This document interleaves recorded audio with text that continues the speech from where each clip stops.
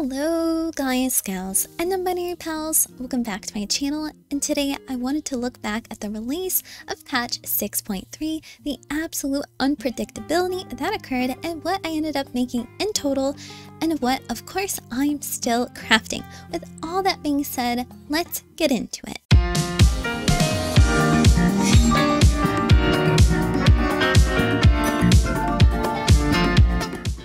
And of course, if you want this video in a readable format, I have my blog post, which is linked down below. It has all the team craft lists and more, so I do recommend you going ahead and looking at that. Now, initially, I wanted to make this video a little bit earlier, but in reality, I was a bit busy and I'm actually still crafting, which is understandable because of the housing districts that came out. But before we go into that, let's answer the big question: was Stockpile worth it? Overall, yes, it was. It definitely was. I sold nearly everything I had, and I spent 150 million for the stockpile, and I made back 250 million, which is almost double. Almost. Now, of course, did I sell all the platings? No, I am still keeping my diamond platings, emerald platings, and the plates of lights, because eventually the trial weapons will come out, but I did sell a majority of my ruby platings, and I have around 8 left of them. I'm going to use them to go ahead and craft them into trial weapons, because the price really dipped very quickly as well. I think I sold most of them for around 600 to 500 at the very start, and then towards the end I ended up selling it for around 300k each, which is a little bit surprising since, of course, the tiny wings were much more expensive and stayed more expensive for longer, but maybe it's because people don't like the weapons as much as the tiny weapons, which is understandable. But sold them for a profit, which was nice since I started my stockpile in October, all the way in October, which helped. Now, after patch 6.3, we're already towards the end of the patch cycle for Endwalker. 6.4 will bring a few things: the final raid section for Endwalker and Extreme Trial, the final Alliance raid, and of course with that brings new raid sets, foods, and potions, and of course the usual new furnishings and maybe some exteriors. With 6.5, it's going to be a lot smaller of a patch. Of course, more trial weapons, maybe a new extreme trial, and with both patches they could also include some updates to Island Sanctuary, and that's really it. If you're curious about the past patches from Shadowbringers, you can go ahead and take a look at 5.4 and 5.5, because of course we can draw some parallels to make predictions about 6.4 and 6.5. And my entire point being, we won't have another major crafting patch, another major time to go ahead and stockpile for until the end of Endwalker itself. Could you already go ahead and start stocking for the next expansion? You could. You know for a fact that people are going to be using 9s to overmeld, since it is, of course, an odd number materia, and with the end of Shadowbringers, I went ahead and stocked on a ton of 7s. They went up in price, and Endwalker because you use them to overmeld. So the 9s will be the new 7. But before we go into all that, I'm going to make a separate video for the brand new expansion stockpile. Let's go over what I sold. So again, I sold basically everything that I stocked up on. I sold all the white script materials, which was so nice to have an abundance of because I went ahead and started crafting grip gel immediately. So I sold the materials themselves and the grip gel. The only thing I kind of regret is I completely forgot to pre-craft the white script craftables. If I pre-crafted them and turned them in on the day of the patch, I would have been selling grip gel at 100k a piece, but I didn't. I ended up selling them for 80k, 60k a piece, which is not bad, but it's not 100k. I also sold a ton of purple script materials because of the immutable solutions, and they were quite expensive, as well as the patch dropped and got even more expensive once people finally finished all the content, all the story, all the raids.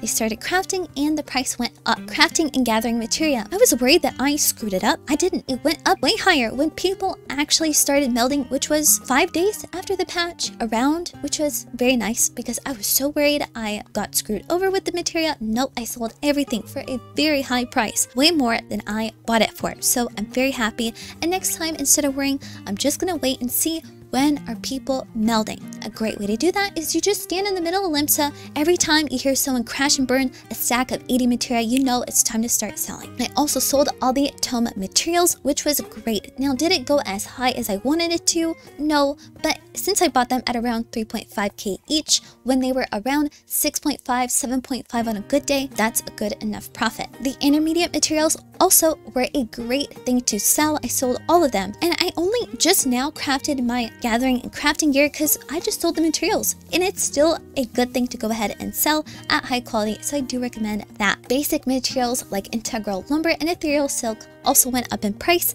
It does every time there is a patch, so I sold almost everything that I had of those. And finally, exteriors. I made so much money with exteriors, and it is insanity. In fact, I have a exterior list listed down below, and I'll also go over it in a little bit, but 25 million of investment nets you around 120 million of profit, which is just lovely. And of course, people are buying a ton of exteriors because there's a ton of houses, and you're not going to get this kind of opportunity later on, not until at least they add this many plots again. Now, what did I learn with this stockpile? A lot of questions I get or ask myself is, when is the best time to prepare? When is the best time to sell? Starting in October, around 3 months before the patch actually dropped, helped a ton. But overall, it's very unpredictable. Making sure that you keep track of how much you bought something for, and then selling it when it's at least double, you're gonna be in a good spot no matter what. I can't tell you when to buy and when to sell, because really it depends on you and your server. Of course, for Louis Swat and maybe some things I've noticed across other servers, this is what I found. Look for when crafting and gathering gear is more widely available. When people have gear, they're gonna start melting. When is the best time to gather? At the very start of the patch, to avoid,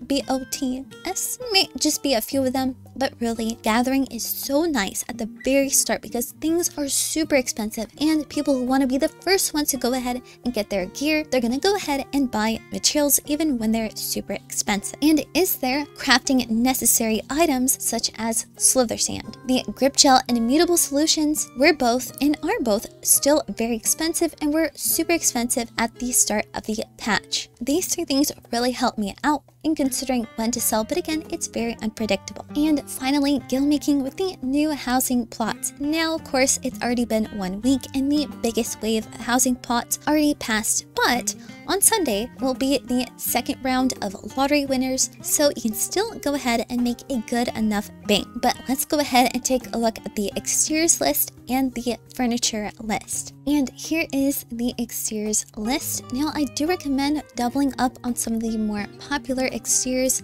such as the Sequoia exteriors, the Trader's Mansion medium cafe walls, the cafe walls, half timbered as well, also sells quite good. But yes, people buy the carbuncle walls, the chocobo walls, and of course the Pisa walls as well, so don't write them off. And of course, you're only spending 183,000 to craft the carbuncle cottage walls, but you can sell it for 2.8 million. So if people are buying, don't write it off. Just craft one of those and craft two of the more popular ones. But overall, you're spending 25.2 million on this entire list. How much can you sell it for? Well, you're getting a pure profit of 123 million, which is incredible. Now, if you don't have the crafts unlock and you don't necessarily have a airship or submarine that can go ahead and get the Cocobolo lumbers or the sands, I went ahead and just went on the party finder, said I would like to buy 18 Cocobolo lumbers, 20 sands, etc.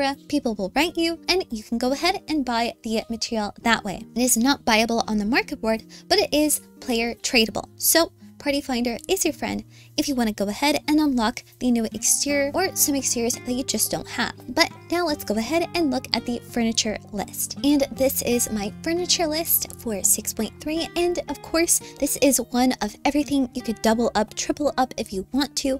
I especially recommend doubling up because, of course, most likely people are not just going to buy one at a time. They're probably going to buy 2 or 3 or even 4.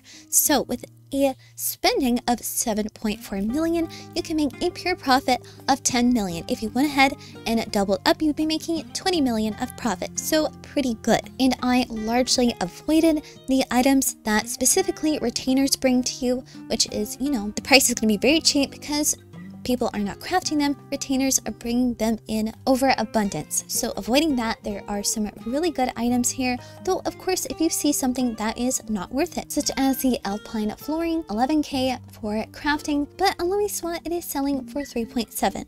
Earlier it was selling for more. Just make sure you're not crafting blindly and take a look at the price to craft before you pick and choose what you want to make. So that was my look back on the 6.3 stockpile that I went ahead and spent time on. Was it worth it? Yes. Will I do it again? Yes. When will I do it again? I don't know. Probably for the next expansion. 6.4 is not going to be as big of a crafting patch, so we'll see. But guys, thank you so much for watching. Hope you enjoyed the video. I am also setting up a few more series right now. My first series that I'm going to be going over is my 999 million gil cap plan, which is super exciting. I've always wanted to hit gil cap, and I thought, well, might as well try. Have a whole load of team craft lists that I plan to use. I'm gonna also start another series where I kill a boss 100 times and see how much I'll make. I went ahead, farmed some Titania, and I thought, well, if I did this 100 times, how much would I get? And I thought, well, might as well make a video about that. And my third series that I'm planning to start is following different content creators' Gilmaking advice. So a week with Ashton's Gilmaking advice, a week with Zane Lionheart's Gilmaking advice. I really am curious to see how other people go about making gil. Thought might as well brighten my horizons, see what other people are recommending, while also propping up some fellow content creators. So if any of these interest you, or if you have some ideas for me for a series, please do let me know. Guys, thank you so much again for watching. Thank you to everyone who supports me on Twitch, Discord, and YouTube. You guys keep the channel going. Like, comment, subscribe if you want to, and I will hopefully see you in the next video. Bye bye.